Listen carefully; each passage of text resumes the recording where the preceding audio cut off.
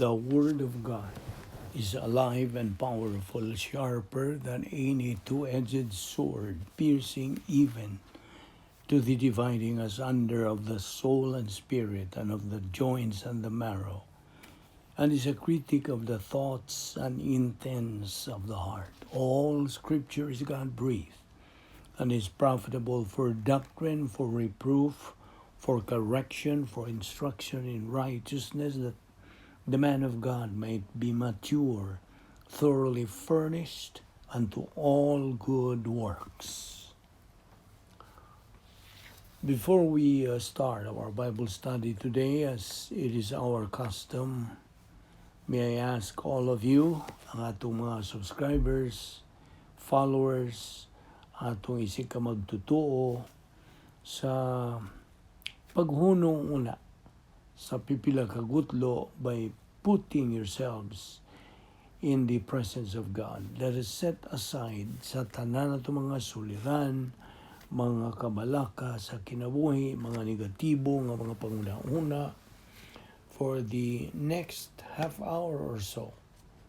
We need concentration while we assimilate God's truths. Busa, kung ikaw sa ka magtutuo, hinganli, admitihi o isugid ang tanan nimong mga salang nabuhat ng adlaw. Homologeo, the Greek word says, admit your personal sins to God the Father, privately to Him. So, use the principle of 1 John 1:9, the rebound technique.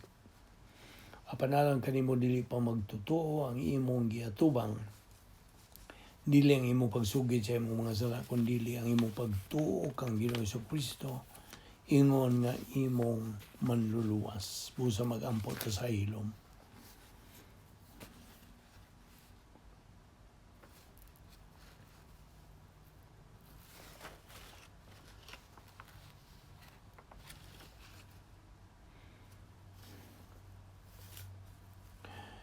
We consider it a privilege, Heavenly Father, to have the freedom and the opportunity of fellowshipping with you and your word.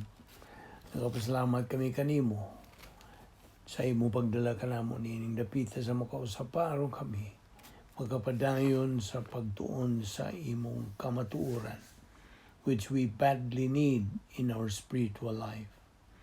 Magampo kami, nini kayo na that God, the Holy Spirit, will enlighten us, guide us, motivate and challenge us sa tanan nga among pag-isgutan, pagatunan ning adlaw. Kining tanan, among gipasalamatan sa ngalan ni Ginoong Jesucristo. Amen. Okay, maayong adlaw sa tanan natong mga subscribers. Iya pa kita magadupot sa atong tunanan. Positional Truth that Believers Repose.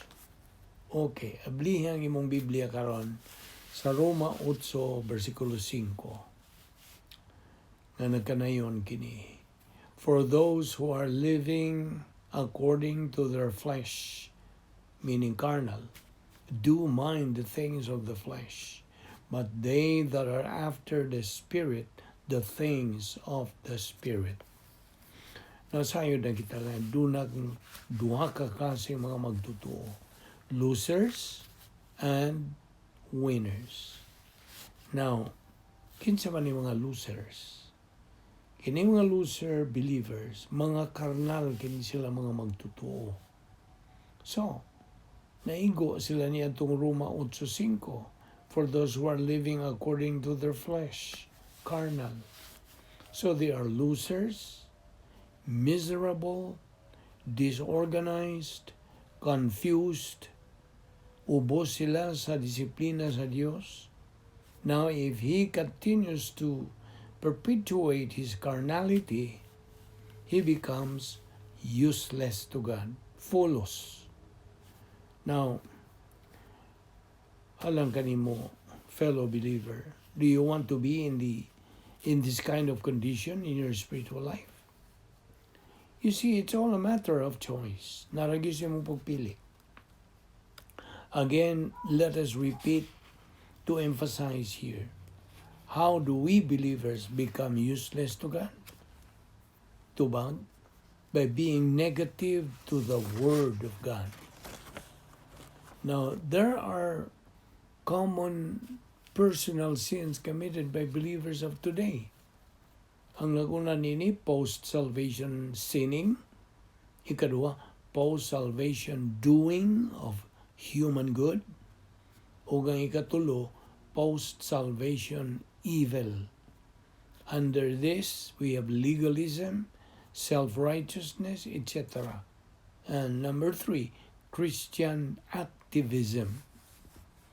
Now, sa matagi gayon, nga makasala ang usa ka magtotoo, musinati siya sa gitawag og temporal death. A believer should beware in becoming cosmic by entering into the 2 cosmic dynaspheres. Cosmic Dynasphere 1, arrogance complex. Cosmic Dynasphere 2, hatred complex. Now, ang usa ka magtotoo nga negatibo is a fragmented believer. And he is a believer whose mind is confused, disorganized. You see? Ang iyong una-una magbasbas. To me, fellow believer, temptation is not sin. Only when you succumb to the temptation that it becomes sin. Ato lang nagisingit kining puntuha. So balik na punta sa Colossus 3:1. If ye then be risen with Christ, seek those things which are above, where Christ sitteth on the right hand of God. Versikulo 2, set your mind on the things that are above. Now, kining set din is phroneo, to keep on giving serious consideration. Now, verses 1 and 2, the commands for every believer to do in phase 2 sa protocol nga plano sa Dios. Hinumdumi nga atol sa judgment seat of Christ, kini mo ang awarding ceremony of believers. God is going to evaluate himuan ta o pagtasal sa atong mga binuhatan, whether they are human good or divine good. Asayod ka na, human good, tandi kini sa kahoy, kugon, og dagami. Dali ra kini sila masunog, maog daw. So, why ganti? Apan ang divine good, Diyos nun nga mayong binuhatan, gitandi kini sa pilak, bulawan, ug mahalon nga mga bato. Gold, silver, precious stones, non-combustible, dili masunog. So, mora ka na'y pagagantihan atol ining judgment seat of Christ. Now, one that God is providing as believers is faith, pagtuo. Hebrews 11:1, now faith is the substance of things hoped for, the evidence of things not seen. Inumdumi, usab ang Roma 10:17, faith cometh by hearing, and hearing by the word of God. Ephesians 2:8 and 9, we have been saved by grace through faith, that not of yourselves, it's a gift of God, not of works, lest anyone should boast. Diyaw sa Tito 3:5, not by works of righteousness which we have done, but according to His mercy, He saved us by the washing of regeneration and by the renewing of the Holy Spirit. Now, tuod nun itulo kamatang sa kamatayon sa usa ka magtotoo. Out of fellowship na magtotoo, meaning carnal. Okay. Ang una nini nga matang sa kamatayon gitawag og carnal. This is temporal. Ikaduha, cosmic death. Ikatulo, fragmented death. Now, di ba ako ka nang giingnan nga? The more Bible doctrine you learn, the more you think of God. Believers are mandated sa paghuna-huna sa panghuna-huna ni Kristo. Panghuna-huna sa Diyos. 1 Corinto 2:16. Now, to show our love of God, meaning to show our love to God, we have to set this right priority. Unsa man ang right priority? God and His Word. Colossians 3:3. For ye are dead. Now, kining dead din is positional truth. Okay? For ye are dead, and your life is hid with Christ in God. Now, all of these things are made possible only by the grace of God. Gracia sa Diyos.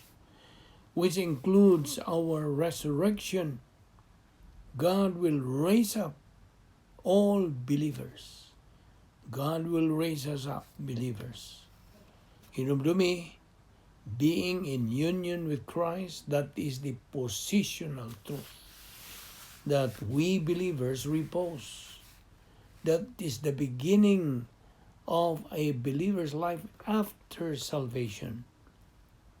Now, the Holy Spirit sealed you, believer, for eternal security.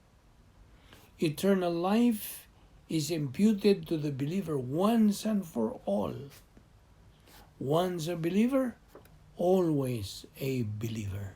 Di man yan nagyod ng prinsipyo ha. Apan dako gayong trahedya nga labihan sa bagang duot sa mga igsoon ta mga magtutuo. Just take these things for granted. Walang yun nila panumbalinga. One reason they just neglect and take these things for granted is because they have wrong priorities in life. Thus, ang ilang pagtuo, wa gyud maugmat, is not increased. Romans 10:17. Atong ipadayon ni ugma sa atong pagtuon bahin ini, magampo ta. Amahan namong langit no, nagapasalamat kami kanimo ning lain na sa mga higayon sa amo. Pagpagkigamit tayo kanimo sa among mga pulong. Salamat ni among Bible study. Dala kami pagbalik ugma dinhi ang kami makapadayon ining among spiritual momentum uban sa pagpasiugda sa Vic Balbido Evangelistic Ministry. Kining tanan among ipasalamatan sa ngalan ni Ginoong Hesukristo. Amen.